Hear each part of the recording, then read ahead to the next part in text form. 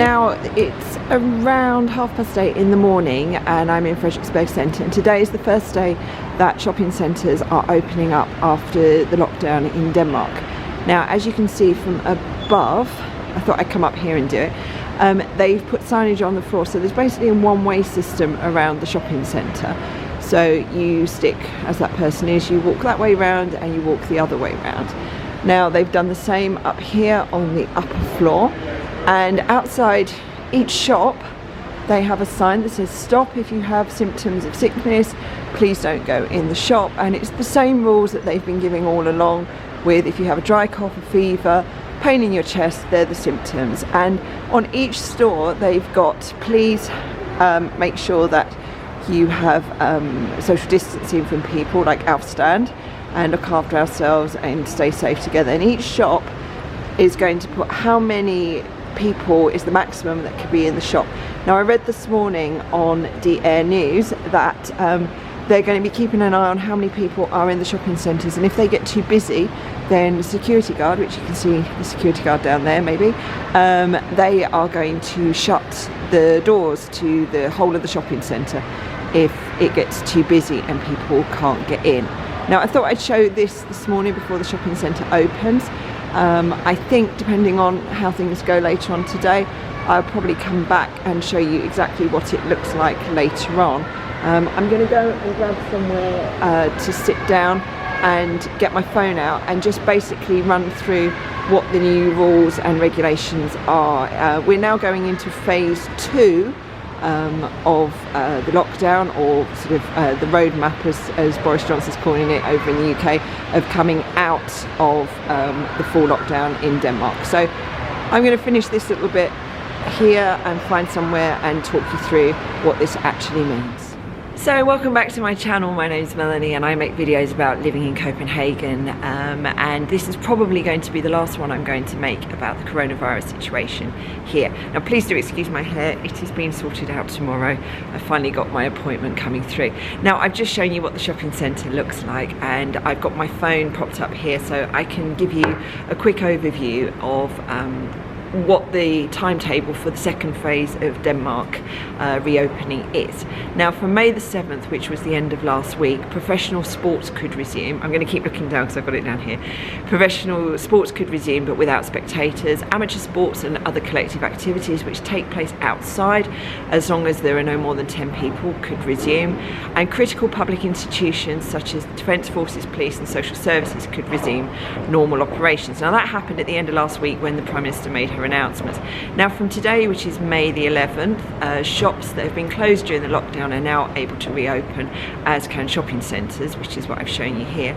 And from next week, which is May the 18th, pupils from the ages of 11 to 18 will be returning to school. Now this week it's continuing as it was at my son's school while they make preparations for secondary to come back. Restaurants, cafes and bars can reopen for sit-down customers, but again they're waiting for the guidance as to how they can do that, with making sure that there aren't gatherings of too many people. Libraries, yay, can reopen for loaning and returning of books. Places of worship, churches, mosques, synagogues and other religious institutions can reopen. Exams and education that require physical presence can also resume. Boarding schools and zoos where you stay in your car, so safari parks can. Now Copenhagen Zoo made a statement, as some other places, that they were just going to reopen anyway, but they've been told that they can't, that there's rules about that and they're not allowed to.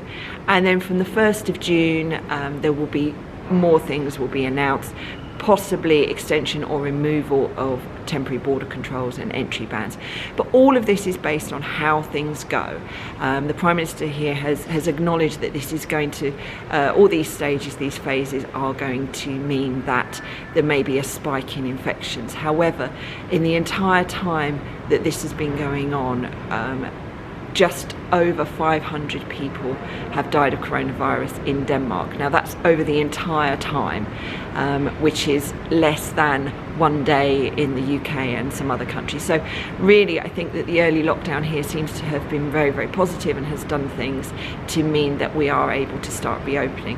However, the Prime Minister has said that, you know, everything is going to be assessed constantly, and if they're finding that there is a spike and that the health service can't cope with it, then she will relook at all of these things. But initial signs seem to be that we're doing quite well here.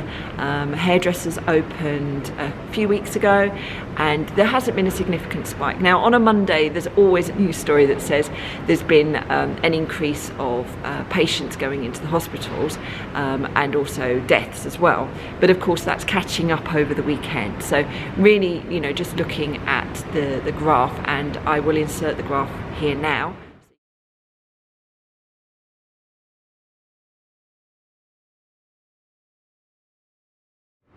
But that is that's how the situation is here. And I've noticed that a lot of the international media, particularly the British media, they talk about a lot of other countries as success stories, but I really think that Denmark has shown a success story with this. I think that an early lockdown, and also it's a country where people trust the government quite well and believe what they're doing is the right thing. So people in general have been adhering to guidelines, have been social distancing, have been working from home. Offices are gradually going back, and gradually I think everything is going to start going back to normal here, and time will tell whether it's the right thing to do. But this is what I've shown you first thing this morning. Like I say, it's 8:30 in the morning, 8:45 probably by now. Very few people here, but I'm probably going to, I have to come through here on my way to collect my son from school later on. So I think what I'm going to do is just take a little bit of footage here and show you what it's like and how things are going. So until then, bye for now. Now this is El Gigantin, which is an electrical store, and they've got a sign which is different to what I've seen in some of the other shops. They've said that they're only going to, one should shop alone or at most with two people together to reduce the risk of infection, and they've used a lot of the same kind of signage that everybody's using, which is great. What I like about it here is that clearly there's some kind of central place where people can get their clip art to make these posters, so there's no real confusion. We're seeing the same symbols, we're seeing the same message everywhere, which is really, really positive. And the Danish shopping centres, which is part of a kind of an organisation for the shopping centres here, have also made their own signage. So you're looking at a lot of consistent signage around the supermarket, like this one down on the floor, down here, more consistent signage, and you're still not allowed to sit on these benches. They've got signs that say due to risk of infection it is not allowed to sit on these sitting areas. Now it will be interesting how the security guard here is going to really maintain this and whether he needs extra people with him. You can also see over here we've got these pop-up things and also which is quite difficult to see because you've got the light behind it, but we've got these spritz things everywhere as well. So I'm back in the shopping centre. It's now just after 1 o'clock in the afternoon and the shops are open, and as you can see it's fairly busy here. People do seem to be sticking to the one-way system that's set up around the centre. I wouldn't say it's quiet. It's like I would, actually to be fair, it's like it normally is at this time of the day on a Monday. But now the shops, earlier on I showed you the signs, they haven't got their numbers up, but this one says that you can have 5 people in this clothes shop, which is quite a big clothes shop, so that's 5 people in there. I'm going the wrong way along here, but 2 people in the shoe vendors. So it looks like it's actually quite small numbers of people that you can have in each of the shops. Also, interestingly, I saw this morning in the news that shops are not supposed to be having sales at the moment because it attracts too many people. Now this shop here, I'm not going to name and shame, but this shop here has got 20% on everything. I am going to name and shame because you can see over there Havana Shoes also has 20% off everything. So really they're not having sales, which is one of the things that they've been told that they should not do.